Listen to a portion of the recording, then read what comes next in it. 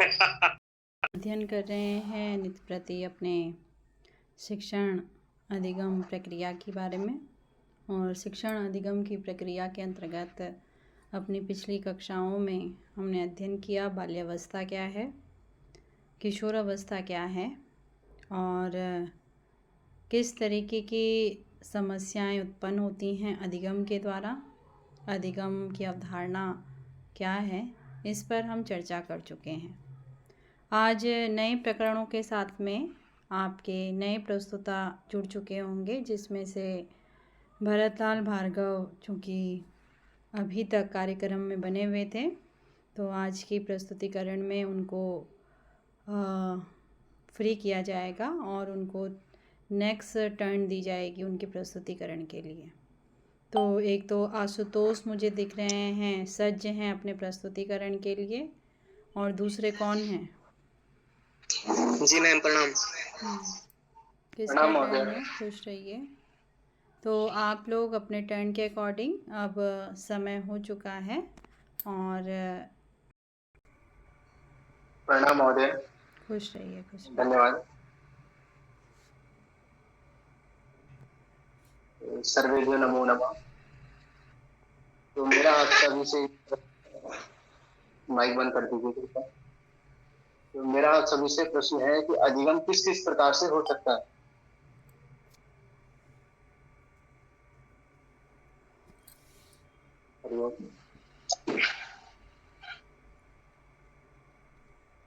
क्या मेरी आवाज आप तक पहुंच रही है?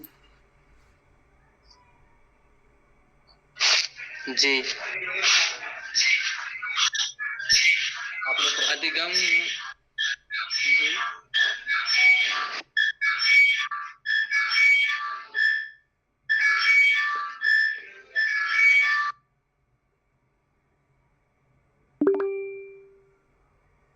गौरव महोदय। तो गौरव महोदय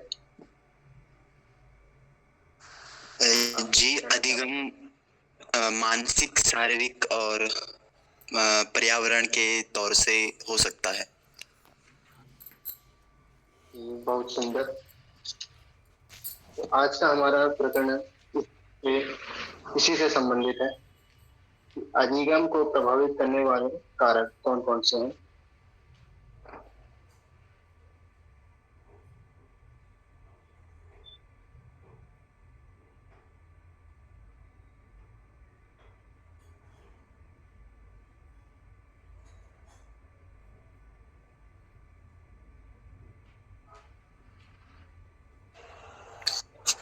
अधिगम को प्रभावित करने वाले कारक बुद्धि, मानसिक क्षमता, स्वास्थ्य, प्रतिभा, वातावरण, अभिभावक का वातावरण, ये सभी अधिगम को प्रभावित करने वाले कारक। बहुत बढ़िया, आपने बहुत सही जवाब दिया है। तो अब हम अपने प्रकरण में आते हैं।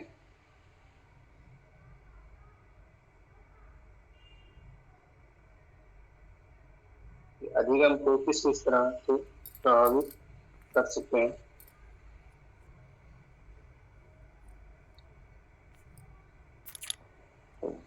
सबसे पहले प्रस्तावना।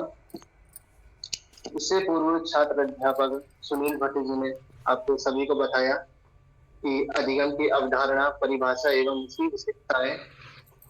उन्होंने यह भी बताया कि अधिगम जो है प्रारंभ से मृत्यु तक चलने वाली एक सतत प्रक्रिया है।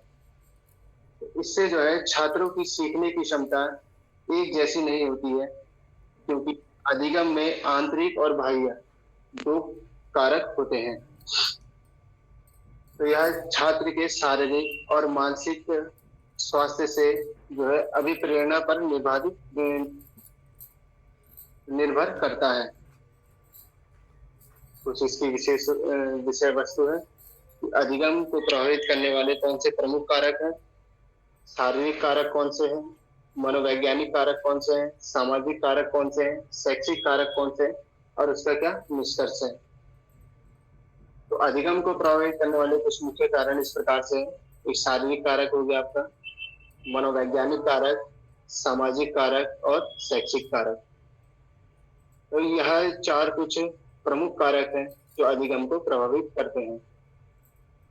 हम आते हैं शारीरिक कारक के विषय में।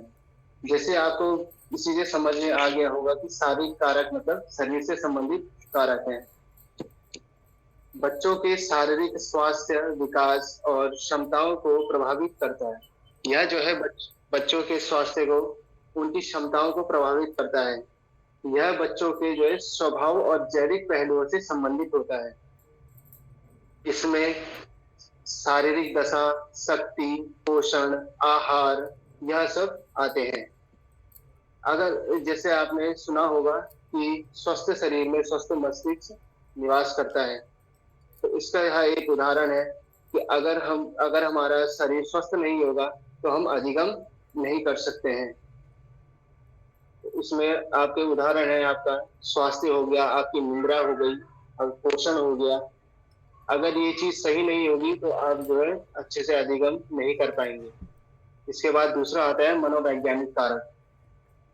मनोवैज्ञानिक कारक, यह कारक मानसिक और भावनात्मक तत्व होते हैं जो व्यक्ति के व्यवहार, भावनाओं और अधिगम प्रक्रिया को प्रभावित करते हैं।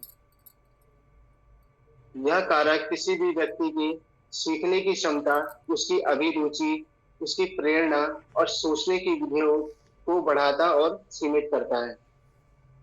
इस कारक से आपको पता चलता है कि बच्चे में किस प्रकार की रुचि है, उसको क्या करने माफ कीजिएगा, बच्चों किस प्रकार की रुचि है, उसकी क्या अभिप्रेरणा है। यह इसके कुछ उदाहरण है। जैसे माता पिता से प्रोत्साहन मिलना, पुरस्कृत करना।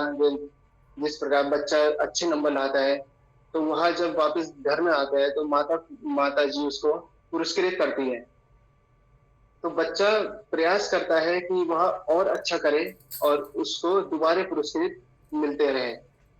तो इसमें एक महान मनोवैज्ञानिक हुए B.F. स्किनर, इन्होंने पुनर्बनन का सिद्धांत दिया है। इन्होंने कहा है कि बच्चे जो है, अगर बच्चों को पुरस्कार देने से और दंड देने से उनका व्यवहार का पता चलता है, उनके व्यवहार में परिवर्तन आता है। इसके बाद आता है सामाजिक कारक। सामाजिक कारक से आप समझ गए होंगे, समाज से है जो चीज हमें समाज से सीखने को मिलती है। जैसे बच्चे का आचरण, व्यवहार, संस्कृति, भावनाओं के बारे में। अगर बच्चे के आसपास वातावरण अगर अच्छा नहीं होगा तो वह जो है अच्छी चीजें नहीं सीख पाएगा। उसके कुछ मुख्य उदाहरण है, जैसे परिवार, क्योंकि सबसे पहले बच्चा जो है परिवार से ही सीखता है। अगर बच्चे को परिवार में अच्छे संस्कार नहीं दिए जाएंगे तो वह अच्छे से अगर उसको अच्छे संस्कार नहीं दिए जाएंगे तो वह अच्छी गतिविधियां नहीं करेगा। इसी के कुछ उदाहरण है, धर्म हो गया, भाषा हो गई, बच्चे का वातावरण हो गया, किस वातावरण में बच्चा रह रहा है। इसके बाद आता है शैक्षिक कारक। शैक्षिक कारक जो शिक्षक और सीखने की प्रक्रिया को प्रभावित करता है। शैक्षिक कारक में यह होता है, इससे कुछ 2-3 प्रमुख कारक भी हैं, जैसे शिक्षार्थी कारक। शिक्षार्थी कारक में यह होता है कि मानसिक एवं शारीरिक स्वास्थ्य, विद्यार्थी की योग्यता क्या है, उसकी रुचि कैसी है, पढ़ने में वो कैसा है, उसके पाठ्यक्रम में गुणवत्ता कैसी है, वो किस प्रकार से पाठ्यक्रम अपना तैयार करता है, पाठ्यक्रम की सामग्री क्या क्या होती है। तो यह जो है शिक्षार्थी कारक में आता है। उसके बाद आता है आपका शिक्षक कारक। शिक्षक कारक में है शिक्षक का ज्ञान, किस प्रकार के शिक्षक को ज्ञान है, किस तरह उसका व्यवहार है, शिक्षण कौशल कैसा है शिक्षक का, उसको मनोवैज्ञानिक कितनी समझ है। तो यह सब शिक्षक कारक के अंदर आता है।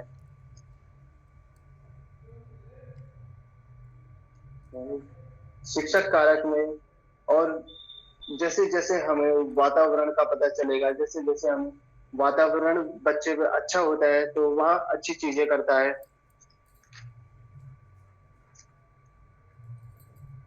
तो इसी चीज का यह निष्कर्ष है कि अधिगम की प्रक्रिया कई आंतरिक और बाह्य कारकों के संयुक्त प्रभाव से होती है।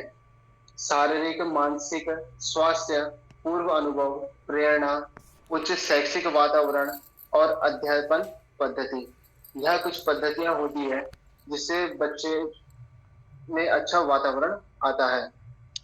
यह सभी मिलकर अधिगम को प्रभावित करती है,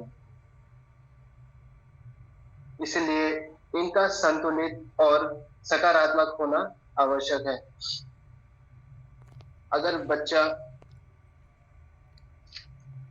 को अच्छा वातावरण ना मिले, उसको कोई उसके साथ कोई दुर्व्यवहार करे, तो फिर वह भी वही सीखता है।